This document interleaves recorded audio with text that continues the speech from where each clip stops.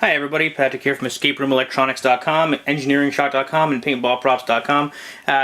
This is a Betty 4.0 video. My last video was a video showing off the optimized software, and I figured why not put it into a case. So I get a lot of customers asking, how would you mount this? Now I'm an electronics guy, and I'm terrible when it comes to the creativity of mounting such things, which is why I deal only in the electronics. However, I felt ambitious, and I recently came in possession of a whole bunch of different cases, some Pelican cases. This is just a relatively inexpensive camera case from Amazon. I think it cost $15. Really good deal for what it is. So what I did was I mounted a Betty 4.0, and what I'll do is I'll show it to you in detail.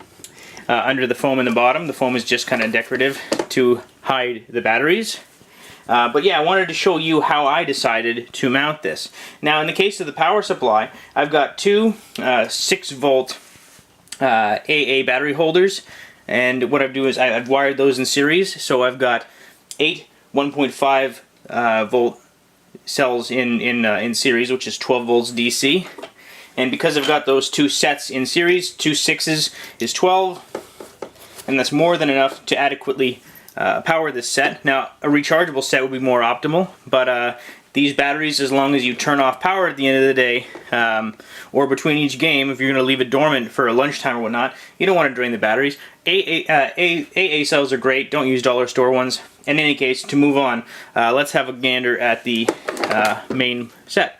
So of course you got our keypad, our timer, our main board, our key switch module, our speaker, and our loud siren. Everything is mounted using M3 screws and 12mm M3 spacers. So let me show you what those look like.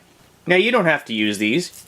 I'm just trying to give you an idea of what I use. So everything is on a spacer, and everything has mounting holes on it.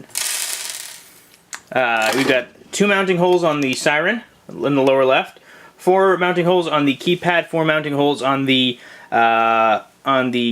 timer, 4 mounting holes on the main board, and what we got here, I've just used hot glue to glue down the speaker. In the case of the back, notice this is the key switch module that's right here, and that will act to turn it on. So just to give you an idea, I'm not going to give a demonstration of this because I made a video of the updated software yesterday, which is linked below. Check out the full demonstration in the unassembled form. But I've used screws on the back too, so I've used 2 screws per spacer. And I think it doesn't take away from the aesthetic of it. The screws are uniform, it looks good. The key switch right here, as soon as I turn it, I should hear Betty. Obviously, I'd better hear it from the inside, but let's hear it. Betty, program wire. Betty, program wire, and the counter turns on. Sorry, the timer turns on. It's ready for us to program a game.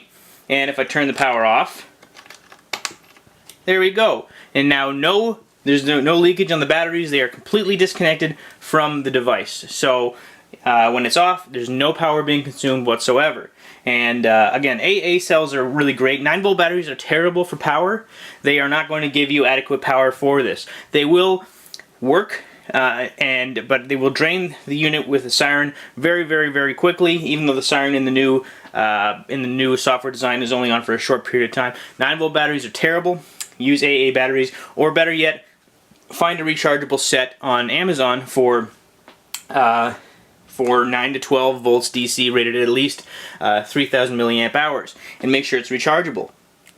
Then you should be able to use this for, well, not forever. Batteries die. But these rechargeable packs that are on Amazon are pretty good. I just chose, for the simplicity sake, I just used AA batteries at the bottom, because AA batteries are actually good for power sourcing. So that's it. This is how I mounted it. It took me roughly 2 hours to do the work, to do it right. I used some standoffs, some cable ties to harness the wiring, and cable tie stands. It looks quite nice. Here are the wire cut wires, which is why they are sticking out. You can pluck them or you can cut them. Each Betty set comes with extras. But yeah, that's it. I don't need to keep this in the bottom if I don't want to, but if I want to hide the battery pack, that fits in nicely, and these can be purchased on Amazon for next to nothing. Alternately, you can use a Pelican case such as this, but these are much more expensive. and you might not want to spend that much money on a Belkin case when you can use a photography case such as this. It's just as good.